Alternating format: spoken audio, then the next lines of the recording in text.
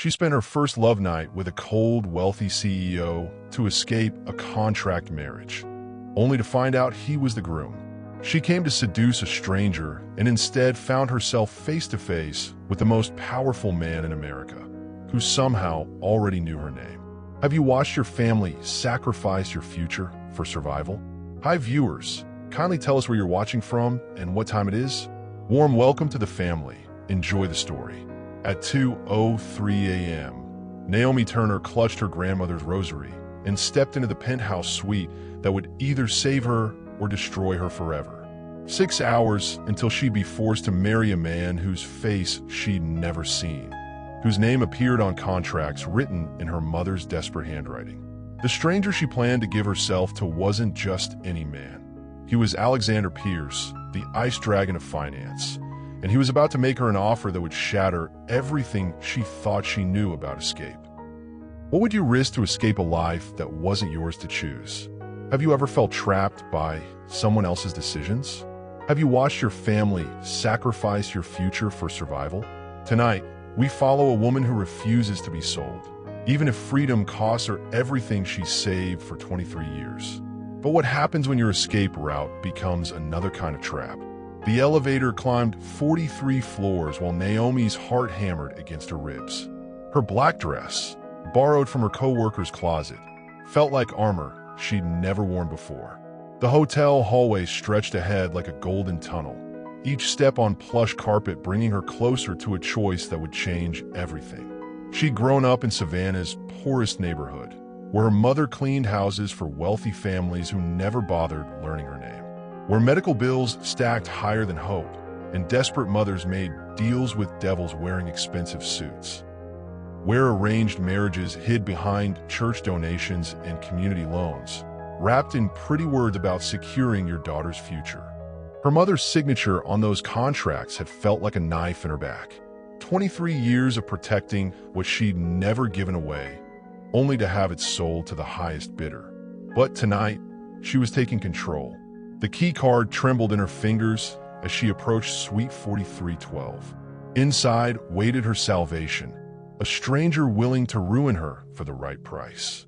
She'd found him through whispered conversations in the diner, where she worked double shifts, serving coffee to truckers who talked about rich men who paid well for discretion. What she hadn't expected was this. When the door opened, the man standing there looked like he'd stepped out of a magazine. Tall, dark-haired, with eyes the color of storm clouds and a face that belonged on billboards, not in desperate transactions with waitresses from Georgia. Alexander Pierce. She'd seen his picture in financial magazines, heard his name whispered with equal parts fear and admiration. The youngest CEO to ever control Wall Street's biggest investment firm. They called him the Ice Dragon because he destroyed competitors without breaking a sweat, never showed emotion, never let anyone close enough to matter. He was supposed to be in some boardroom making million-dollar decisions, not standing in a hotel suite at 2 a.m., looking at her like he'd been waiting his entire life for her to walk through that door. "You're not what I expected," he said, his voice deep and controlled, but something flickered in those gray eyes that made her stomach flutter. "Neither are you." The words slipped out before she could stop them. He stepped aside to let her enter, and she caught the scent of expensive cologne mixed with something warmer, more dangerous. The penthouse glowed with city lights streaming through floor-to-ceiling windows. Manhattan spread out below like a kingdom of diamonds and shadows. "Tell me why you're really here, Naomi." Her blood turned to ice. He knew her name. She'd given the hotel a fake ID, paid cash, told nobody except, "How do you know who I am?" That smile, cold, calculating, and somehow gentle all at once. The door closed behind her with a soft click that sounded like fate sealing her destiny. She came to seduce a stranger and instead found herself face to face with the most powerful man in America, who somehow already knew her name. Alexander moved through the penthouse like he owned not just the room, but the entire world outside those windows. Every step calculated, every glance deliberate. He poured 2 glasses of champagne from a bottle that probably cost more than her monthly rent, his movements fluid and controlled. "Sit," he said, gesturing to a cream-colored couch that looked like it belonged in a museum. "I'd rather stand." Her voice came out stronger than she felt. "Smart. Never give up the advantage of mobility." He handed her the champagne, his fingers brushing hers for just a moment. The contact sent electricity up her arm. "You want to know how I know your name?" It wasn't a question. Naomi Elena Turner, 23 years old. Works double shifts at Magnolia Diner on Abercorn Street. Mother signed a marriage contract 3 weeks ago with Pierce Holdings International. He took a sip of champagne, watching her reaction over the rim of his glass. "That's my company, by the way." The champagne flute slipped from her numb fingers, shattering against the marble floor like her last hope. "You're him." The words barely made it past her lips. "You're the man I'm supposed to marry." Was supposed to marry. Past tense. Alexander set down his glass and stepped closer, close enough that she could see flecks of silver in those storm-gray eyes. "Your mother made a deal she had no right to make. I don't do business with desperate people. It's bad for everyone involved." "Then why am I here?" "Because you interest me." His hand reached up to touch her face, thumb tracing her cheek with surprising gentleness. "You came here tonight planning to sacrifice the one thing you've kept sacred just to escape a contract you never signed. That takes courage most people don't possess." Her breath caught as he leaned closer, his voice dropping to a whisper that seemed to vibrate through her entire body. "I have a different proposition for you. Have you ever met someone who saw right through your walls? Someone who made you feel exposed and protected at the same time? What kind of proposition? Spend the night with me. Not the way you planned. Not as a desperate transaction. Spend it as my partner. Help me convince certain people that we're madly in love, and by morning, that marriage contract disappears forever. People are watching us. People are always watching me. Tonight, they need to believe I've found someone worth changing my entire world for." His thumb traced her lower lip, and she couldn't stop the soft gasp that escaped. "Play the role of a woman who's captured the ice dragon's heart, and you'll never have to worry about arranged marriages or medical bills again. And if I say no, then you walk out that door, and we pretend this conversation never happened." But Naomi, his other hand slipped around her waist, pulling her against the solid warmth of his chest. "I think we both know you didn't come here just to escape. You came here to find out what you're worth."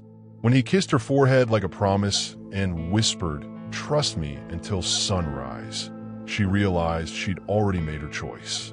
But morning would bring consequences neither of them saw coming. They agreed to fake intimacy for one night, but nobody warned them how dangerously real pretending could feel. Alexander led her to the terrace where dinner waited under a canopy of stars. The table glowed with candlelight, expensive china reflecting the city lights 43 floors below. He pulled out her chair like she was royalty, his hand lingering on her shoulder as she sat. "Who exactly are we performing for?" she asked.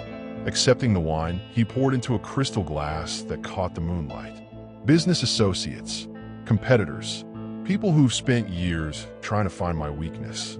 He settled across from her, candlelight casting shadows across his sharp features. "Tonight, they're going to discover I have one. Me, you." The word hung between them like a challenge. He'd ordered food she'd only dreamed of tasting.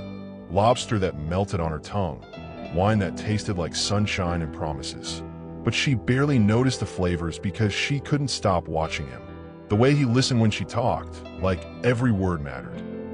The way his eyes heated when she laughed at something he said. "Tell me about growing up in Savannah," he said, leaning forward with genuine interest. So she did. About summer nights, catching fireflies with her grandmother. About learning to cook grits and collard greens in a kitchen smaller than his bathroom. About dreams of college that got buried under medical bills and responsibility. "Your turn," she said. "What's it like being the ice dragon of finance?" His laugh surprised her, warm, rich, completely different from the cold reputation she'd heard about. "Lonely," he admitted. "Success has a price. The higher you climb, the fewer people you can trust. The more money you make, the more everyone wants something from you. What do you want from me?" "Right now, I want to dance with you." Music drifted from hidden speakers as he stood and extended his hand. She let him pull her to her feet, let him draw her into his arms on the terrace overlooking the city that never slept. They moved together like they'd been dancing for years instead of hours. His hand on the small of her back, her palm against his chest where she could feel his heartbeat. Strong, steady, real. "This doesn't feel like pretending," she whispered. "No," he agreed, spinning her slowly under the stars. "It doesn't. When was the last time someone touched you like you were precious? Like you were chosen, not convenient?" When he kissed her, it wasn't gentle or hesitant. It was hungry, desperate, like he'd been waiting his entire life for her mouth under his. She kissed him back with equal hunger, her hands fisting in his shirt, pulling him closer until there was no space left between them. His fingers tangled in her hair as he deepened the kiss, and she heard herself make a sound she'd never made before. Need and want, and something deeper, more dangerous. "Naomi," he whispered against her lips, and her name sounded different in his voice. Like a prayer, like a promise, like the beginning of something that would change them both forever. As dawn broke over Manhattan, she traced his sleeping face and whispered goodbye. She had no idea she was carrying more than memories, and that he'd already set plans in motion to find her again. She thought escape meant freedom, until she woke up in a wedding dress she'd never chosen, surrounded by faces she didn't recognize. The silk felt wrong against her skin. Too smooth, too expensive, too white. Naomi's eyes snapped open to find herself in the back of a silver Rolls-Royce, wearing a dress that belonged in fairy tales, not real life. Diamond earrings she'd never seen before weighed down her earlobes, and something heavy sat on her head. A tiara. What the hell? She tried to sit up, but the seatbelt held her in place. Gentle but firm. "Good, you're awake." The woman beside her wore a navy suit and the kind of smile that belonged on politicians' wives. "I'm Margaret, Alexander's assistant. We need to touch up your makeup before we arrive." "Arrive where?" Naomi's voice cracked. The last thing she remembered was falling asleep in Alexander's arms after a night that felt like a dream. Now she was trapped in someone else's nightmare. The wedding, dear. Everyone's waiting. The car slowed, and through tinted windows, Naomi saw them. Hundreds of people in expensive clothes, photographers with cameras that looked like weapons, reporters holding microphones like swords. Red carpet stretched from the curb to the steps of what looked like a palace made of white marble and gold trim. "Let me out." She fumbled for the door handle, but it wouldn't budge. "Let me out right now." "Mrs. Pierce, please calm down. I am not Mrs. Pierce. I am not anybody's wife." The panic clawed at her throat. "This is kidnapping." Margaret's smile never wavered. "The sedative will wear off completely in a few minutes. Alexander thought it would be easier if you slept through the transport. Less stress. Sedative." He drugged her.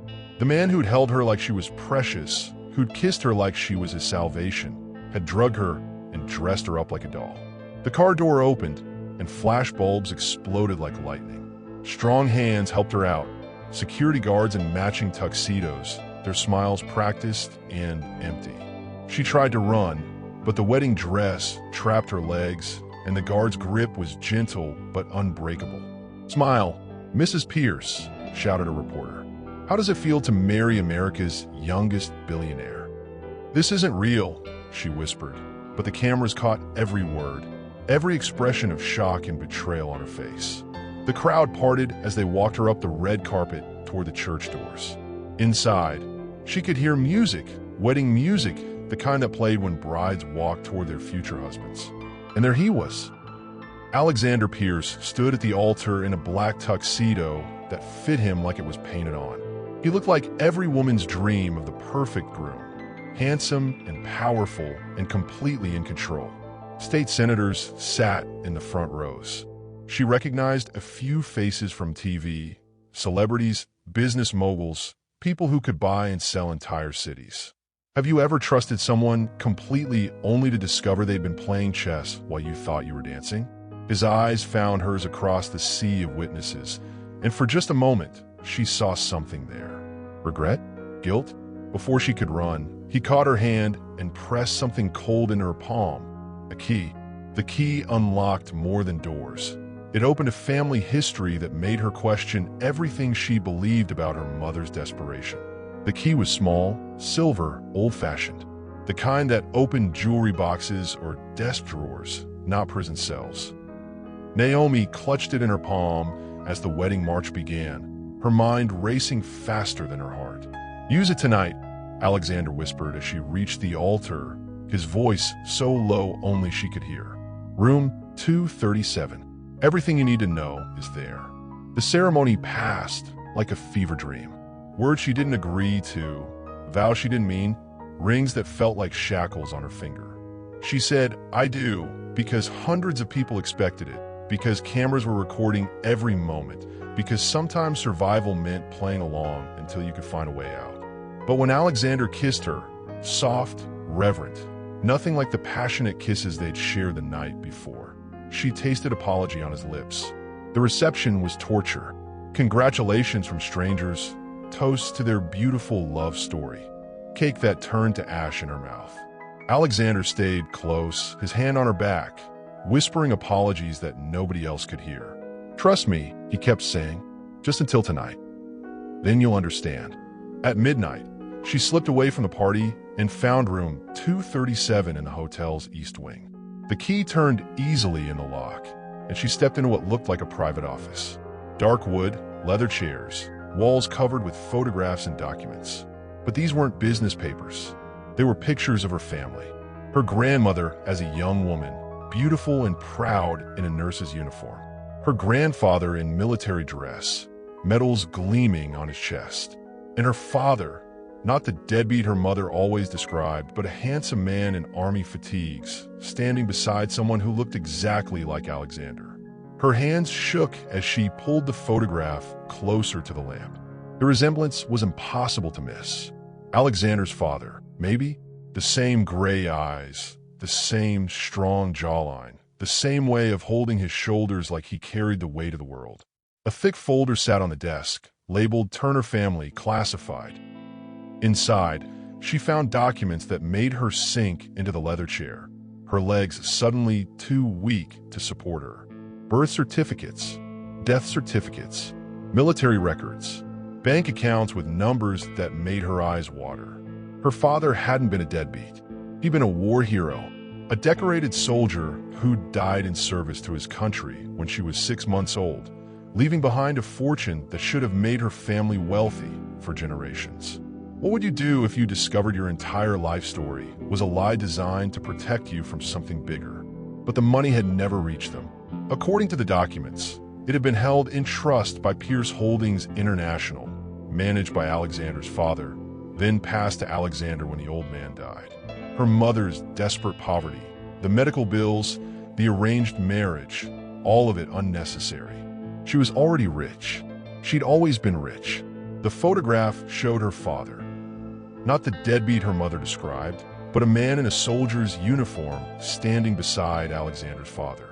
They were best friends, Alexander said quietly from the doorway, until the night your father discovered something that got him killed. Her father died, protecting a secret worth billions. And now the men who killed him want to finish what they started with his daughter. Alexander led her through mahogany doors into his private study.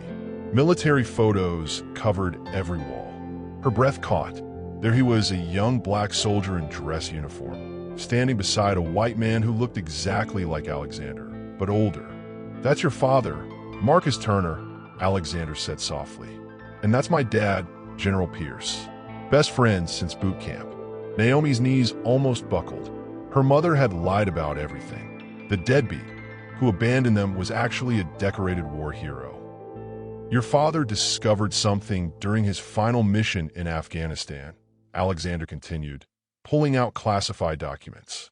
"A weapons deal between American contractors and enemy forces.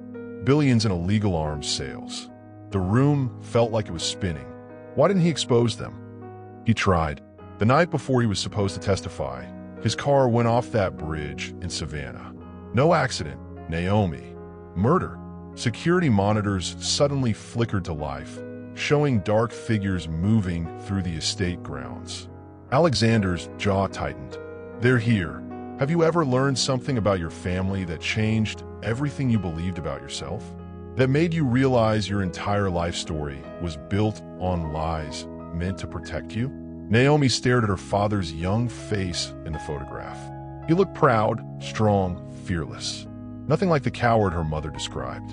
The arranged marriage wasn't about your mother's debts, Alexander said, watching the monitors. It was about keeping you quiet, keeping you powerless, making sure you never discovered what your father left behind. What did he leave behind? Alexander opened a steel safe, revealing stacks of documents, hard drives, and something that made her heart race. Military dog tags and a letter with her name written in her father's handwriting. Evidence that would bring down half the defense contractors in America. And training manuals, Naomi. Your father spent years developing combat techniques for female soldiers. He knew someday you might need to protect yourself. The letter was dated 3 days before his death. My beautiful daughter, if you're reading this, then the men who profit from war have won for now. But you carry my blood, my training, my courage. You're stronger than you know. Trust Alexander's family. They've been protecting you your whole life. Dad asterisk. Tears rolled down her cheeks. All those years thinking she was unwanted, unworthily, a burden to her mother. Alexander moved closer, his presence warm and solid. Your father made my dad promise to watch over you. We've been doing that from a distance, making sure you stayed safe. Safe? She laughed bitterly. I grew up poor, working double shifts, watching my mother cry herself to sleep. Because that kept you invisible to the men who killed your father. The security alarm pierced the night. Red lights flashed across the study. On the monitors, masked figures surrounded the estate, automatic weapons ready.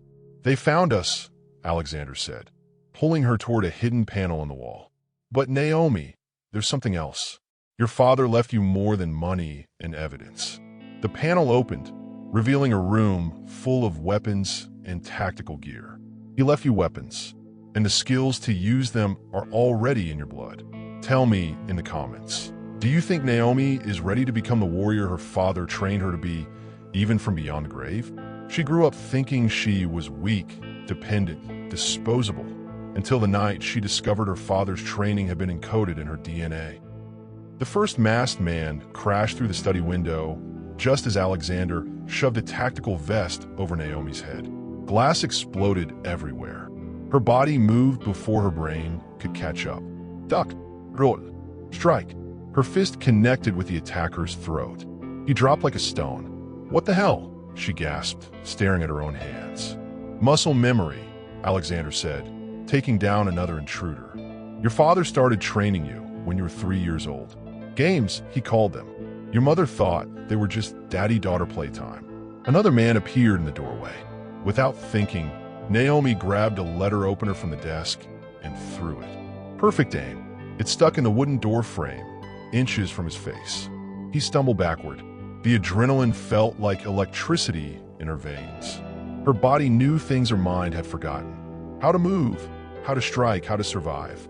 Have you ever surprised yourself with strength you didn't know you had? With courage that came from somewhere deeper than fear? There are 12 more outside, Alexander said, checking his phone. Security team is 10 minutes out. We don't need them, Naomi said, and the confidence in her voice shocked them both. She moved through the estate like she'd been born for this. Every shadow, every corner, every potential threat. Her instincts mapped it all. Alexander followed, watching in amazement as she took down men twice her size with moves she didn't remember learning. In the main hallway, she cornered the last attacker. He was huge, armed, dangerous. But when he looked into her eyes, he saw something that made him hesitate. You killed my father, she said quietly. Your father was a traitor to his country. My father was a hero who died protecting his country from men like you. She moved like lightning, a knee to his solar plexus, an elbow to his temple, a twist that sent his weapon flying across the marble floor. He crumpled at her feet. Standing over him, blood on her knuckles and fire in her eyes, she felt something she'd never experienced before. Power. Real power that came from within, not from anyone else's permission or approval. Alexander walked up behind her, breathing hard. Remind me never to get on your bad side." She turned to face him, and he saw the transformation. This wasn't the scared waitress who knocked on his hotel door.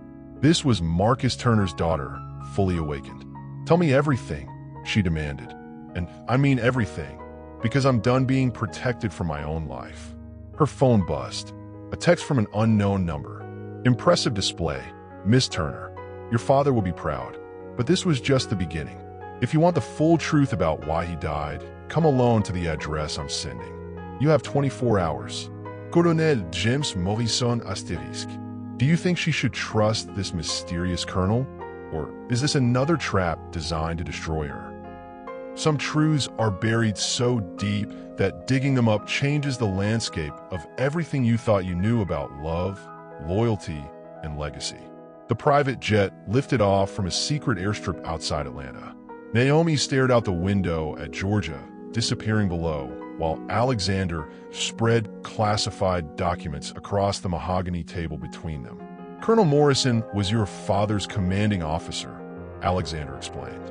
"The only man Marcus trusted completely. Then why did he hide from me for 23 years? Because the conspiracy that killed your father goes higher than we imagined. Defense contractors, government officials, even some military brass. Morrison's been building a case, waiting for the right moment. The documents told a story that made her sick. Her father had discovered that American weapons were being sold to terrorist groups, with profits funneled through Swiss bank accounts belonging to prominent politicians and business leaders. The arranged marriage was about more than keeping you quiet," Alexander continued. "It was about gaining legal access to your inheritance." "What inheritance?" "My mother and I lived paycheck to paycheck." Alexander handed her a bank statement. Her eyes went wide. The account balance showed numbers that didn't seem real. Your father set up multiple trust funds, hidden investment accounts, even purchased property under assumed names. "Naomi, you're not just wealthy. You're one of the richest women in America." The plane hit turbulence, but the real earthquake was happening inside her chest. How much? Conservative estimate? For $1 billion. She couldn't breathe.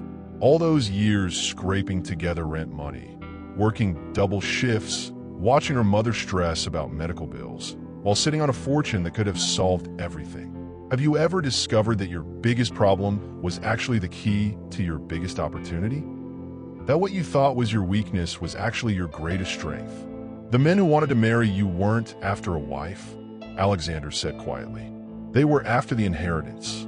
Legal marriage would give them control of everything your father died protecting. Her anger built like a storm. And you? What were you after? The question hung in the air between them. Alexander met her eyes directly. At first, I was following my father's orders to protect Marcus Turner's daughter. The marriage contract was my idea. I thought if I married you myself, I could keep you safe while giving you access to your inheritance. At first, he reached across the table, covering her hands with his. Then I met you. Really met you. Not the scared girl who needed saving, but the warrior who was hiding inside. I fell in love with your courage, your strength, your refusal to give up even when everything was stacked against you. The plane began its descent toward a private airfield in Virginia. Through the window, she could see a military compound surrounded by high fences and armed guards. What happens now?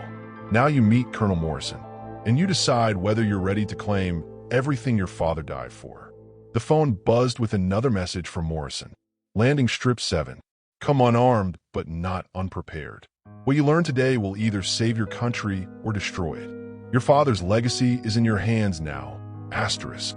She walked into the boardroom a waitress and emerged an heiress. But power always comes with a price written in blood. Colonel Morrison was exactly what Naomi expected.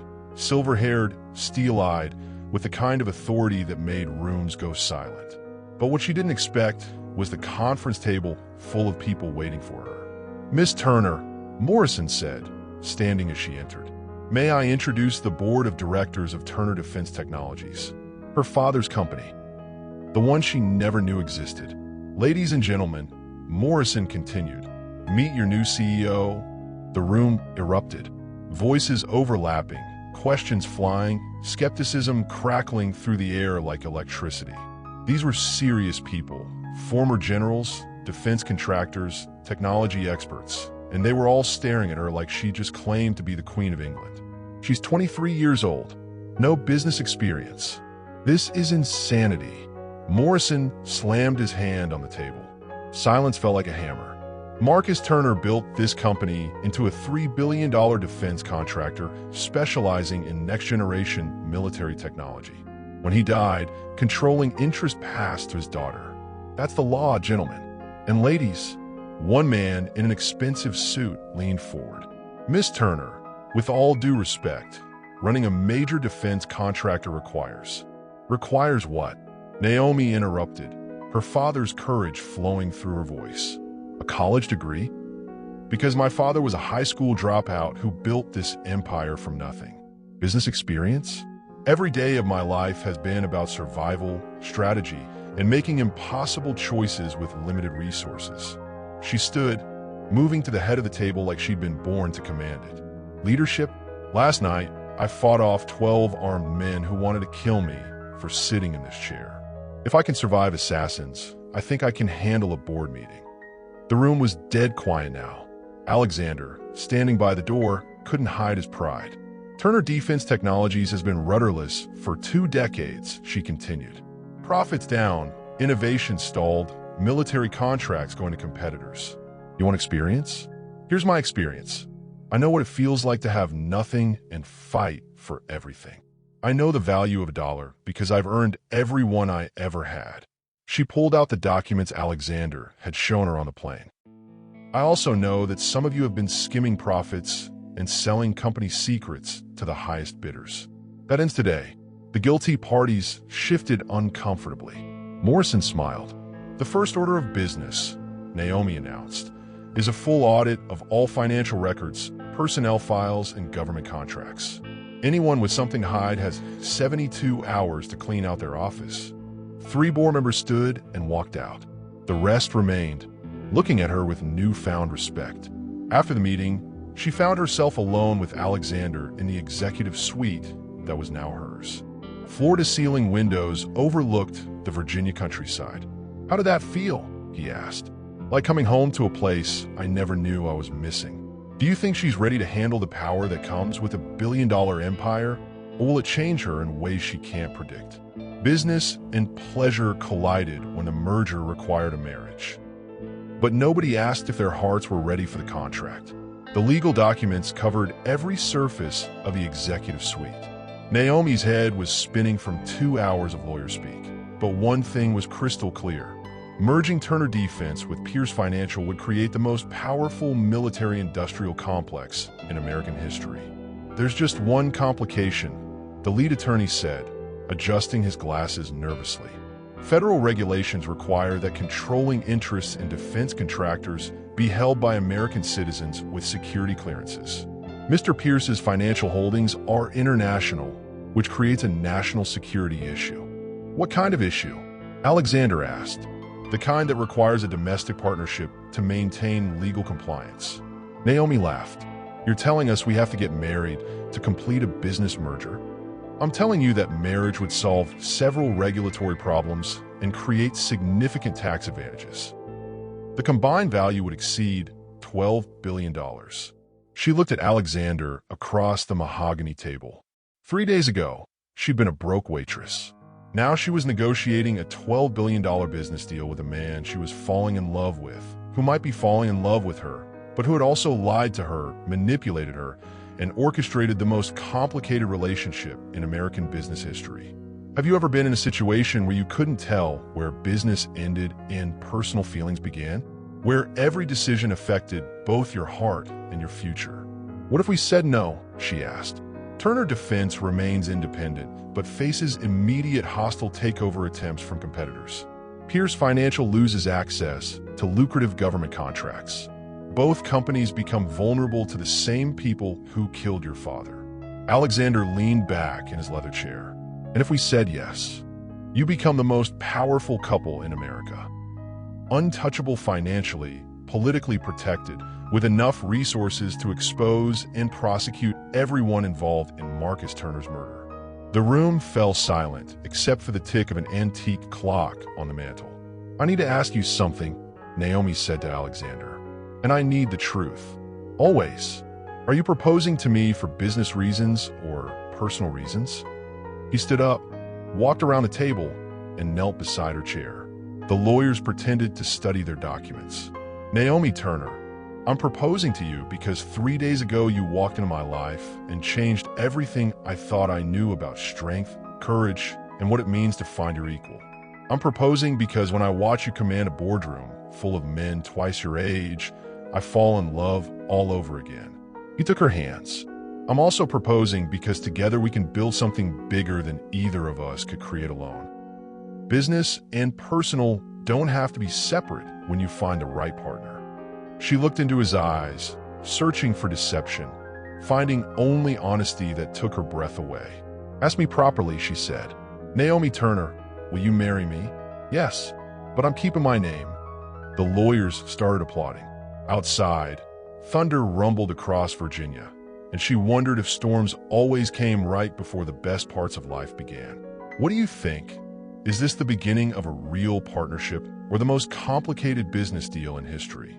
Family trees hide secrets in their branches, some that bless, others that curse, and a few that rewrite everything you thought you knew about forbidden love. The DNA results arrived during their engagement party like a bomb in a gift box. Naomi was laughing with Virginia's governor when Alexander's assistant handed him the sealed envelope. She watched his face change from celebration to horror in 3 seconds flat. "We need to talk. Now." His voice was tight, controlled, dangerous. He pulled her into his private library, away from 200 guests who were celebrating their upcoming merger marriage.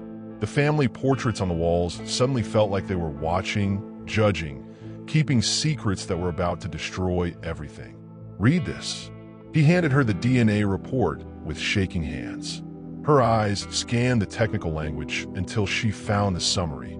Genetic relationship analysis indicates a 12.5% DNA match, consistent with first cousin relationship. The paper fell from her fingers like it was on fire. "We're cousins," she whispered. "It gets worse." Alexander's voice was hollow. "My father and your father weren't just best friends. They were half-brothers.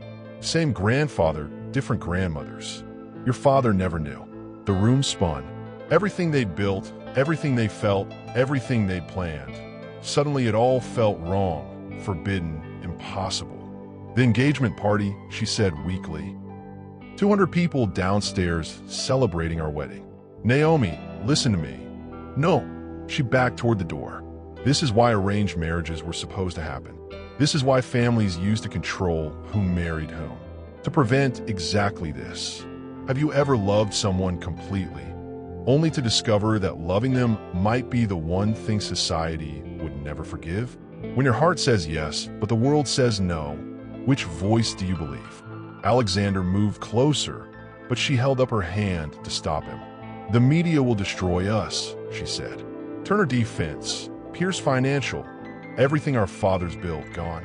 One headline, billionaire cousins in forbidden love affair. I don't care about the money." "Well, I do." The words came out fiercer than she intended. "I just found out I have $4 billion in a dead father's legacy to protect. I won't let scandal destroy what he died for." Through the library windows, she could see photographers mingling with the engagement party guests. Any one of them would pay millions for this story. "There has to be a mistake," Alexander said desperately. "DNA tests can be wrong. Lab errors, contaminated samples." The library door burst open. Colonel Morrison stood there with 3 men in black suits, all carrying guns. "Step away from her, Mr. Pierce." "Morrison? What the hell?" "The DNA results aren't wrong, but they're not complete either." Morrison's eyes were cold as winter. "Alexander Pierce, you're under arrest for conspiracy, fraud, and the murder of Marcus Turner." Naomi's world tilted completely off its axis. "What are you talking about? Your fiancé isn't Marcus Turner's nephew, Miss Turner. He's the son of the man who ordered your father's assassination." Alexander's face went white. "That's impossible. My father was Marcus's best friend." "Your father was General Charles Pierce, head of the arms dealing network your father discovered. The friendship, the protection, the arranged marriage, all of it was designed to keep you close so you could be eliminated when the time was right. The assassin's bullet shattered the library window beside her head. Glass exploded everywhere as Alexander threw his body over hers. But Morrison was already moving, gun drawn, shouting into his radio. As Alexander pressed her against the floor, he whispered words that changed everything. The blood connection is a lie. Naomi, I have proof, but getting it might cost us everything. Do you think Alexander has been playing her all along? Or is he another victim in a conspiracy that's bigger than both of them? Sometimes the biggest lie is the one that sets you free, and the greatest truth is the one that nearly destroys you. Alexander's tracker went dark at 3:47 a.m. Naomi stood in the Turner Defense Command Center, surrounded by monitors showing satellite feeds, phone intercepts, and financial transactions that painted a picture she didn't want to believe. Morrison's team had found evidence that Alexander's father was indeed the head of the arms dealing network, but they'd also found something else.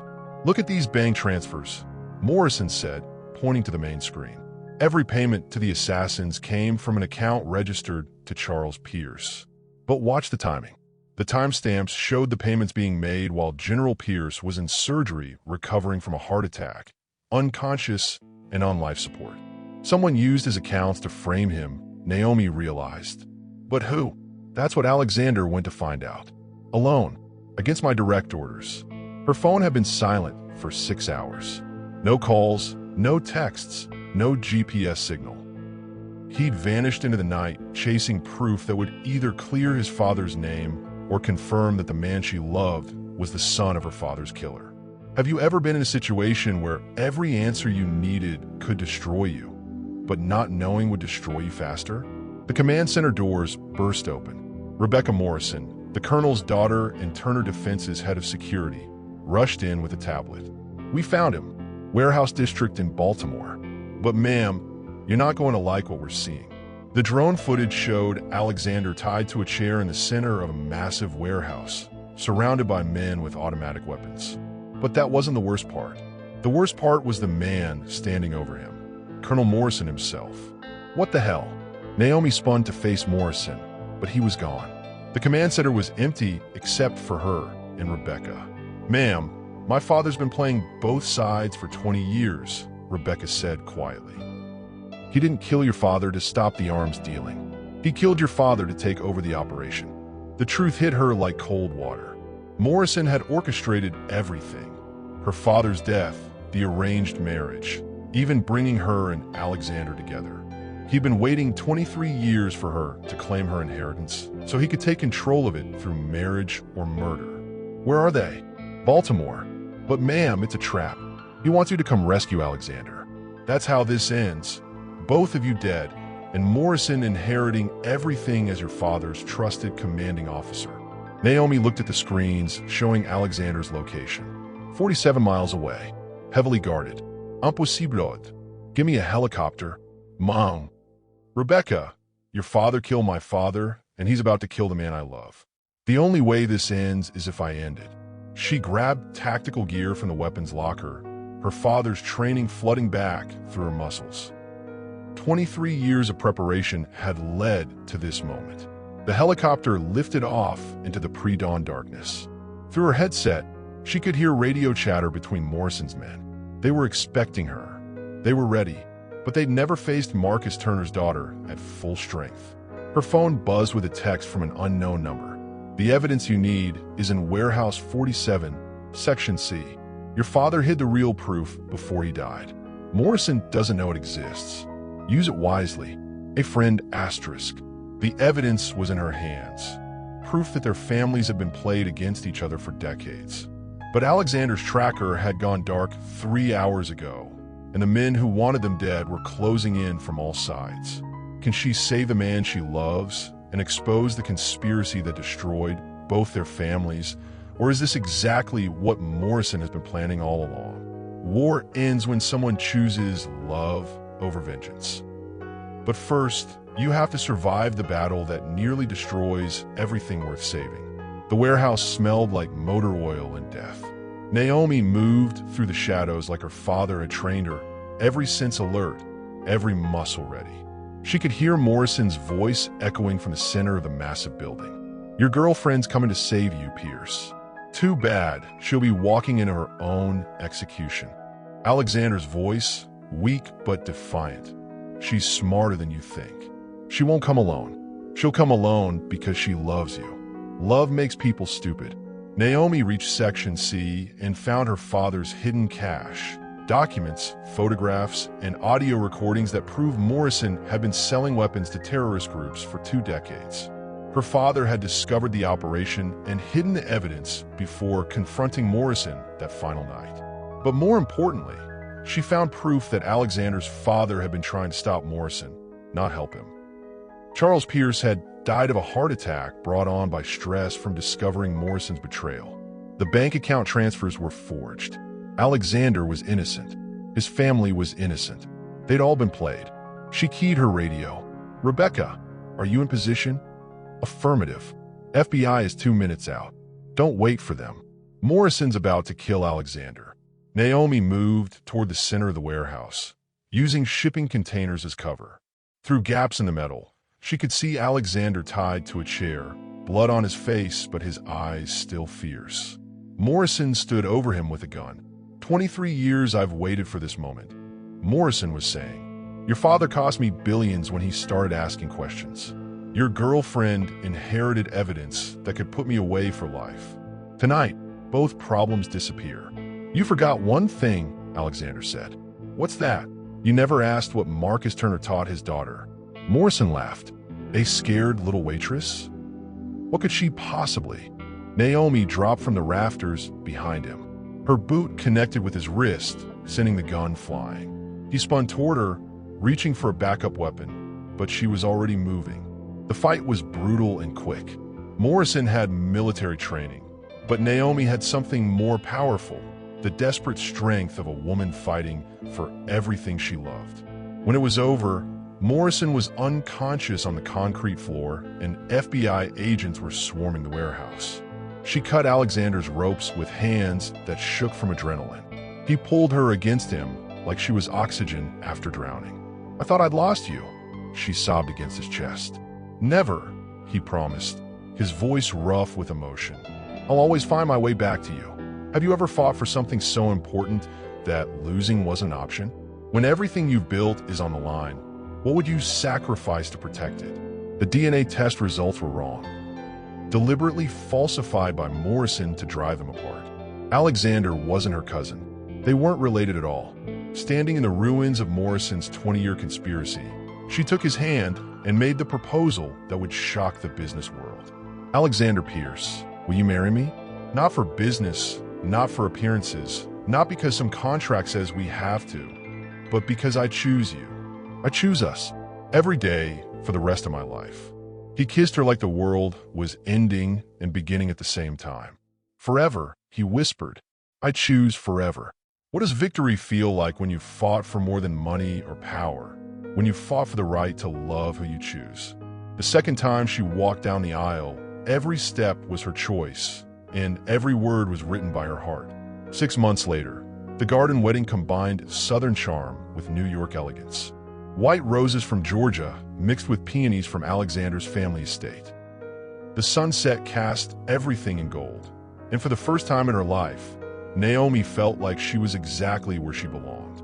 This time, her mother walked her down the aisle, sober, proud, and finally free from the fear that had controlled her for 23 years.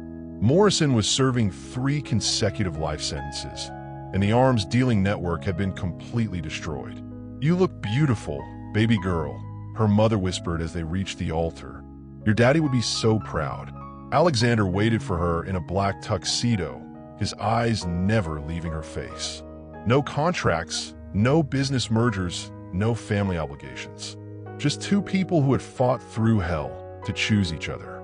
The minister asked the traditional questions, but Naomi had written her own vows. "Alexander, when I met you, I was running from a life I didn't choose. You taught me the difference between being rescued and being recognized. You saw my strength before I believed in it. You chose to love the warrior hiding inside the waitress. Her voice grew stronger with every word. I'm not promising to be your perfect wife. I'm promising to be your equal partner. In business, in life, in building something bigger than either of us could create alone. I choose you not because I need you, but because I want you. Every day, for the rest of our lives. Alexander's vows were simpler, but no less powerful.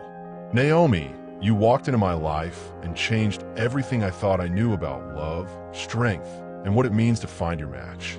I promise to support your dreams, challenge your fears, and never try to dim your light to make myself feel brighter.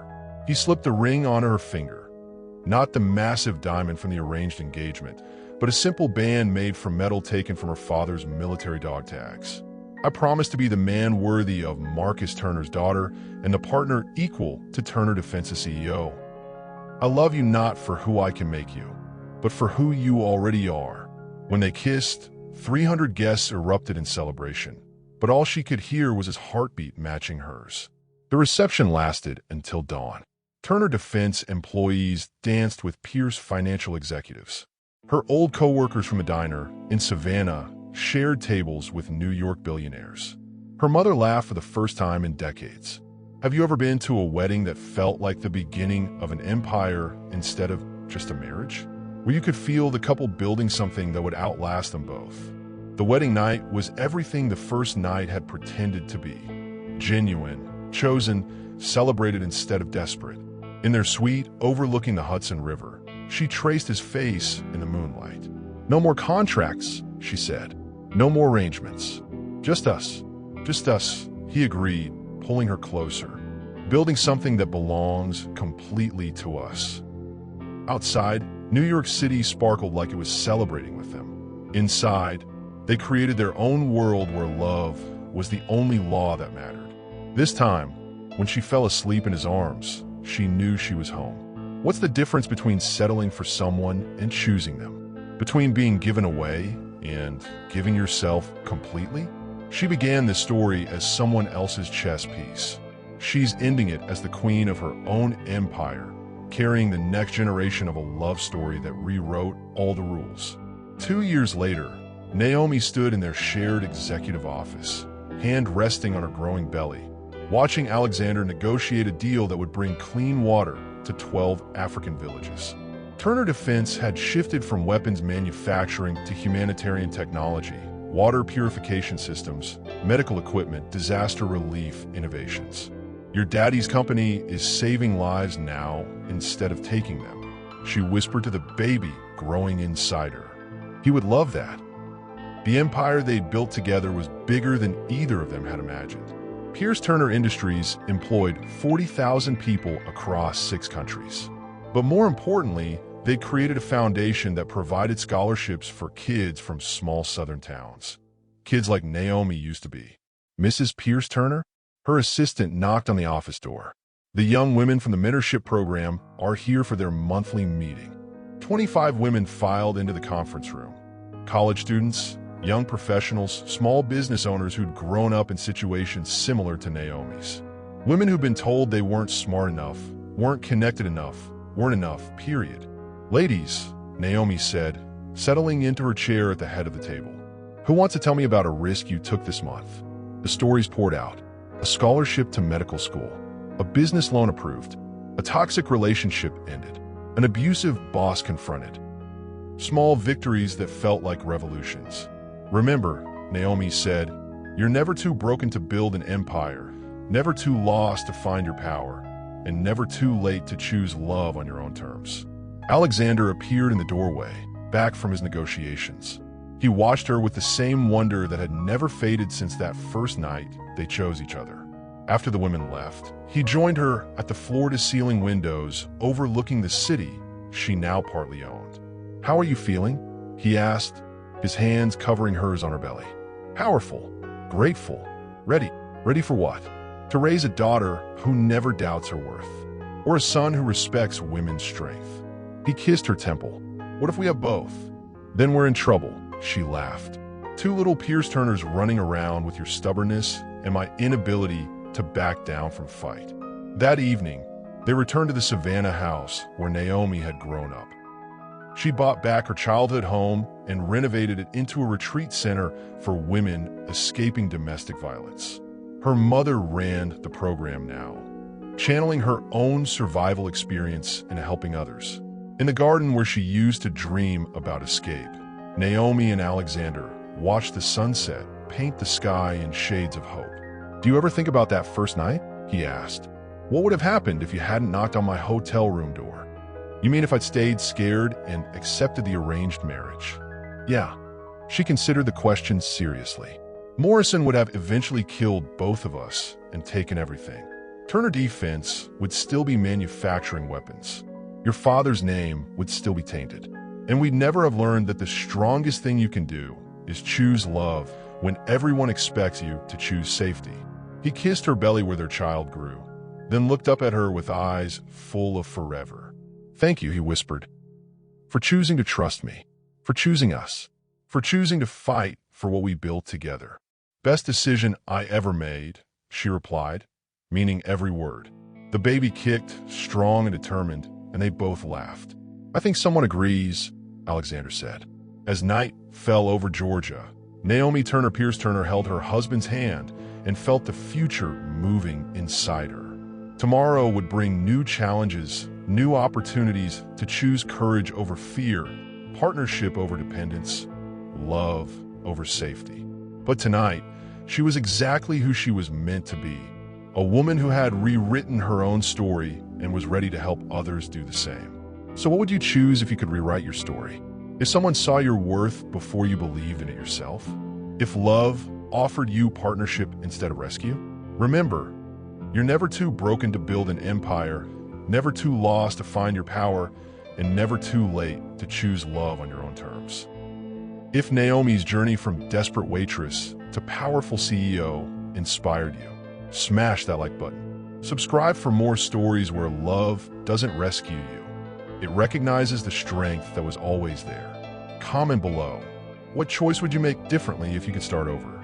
And remember, you're never too broken to build an empire, never too lost to find your power, and never too late to choose love on your own terms.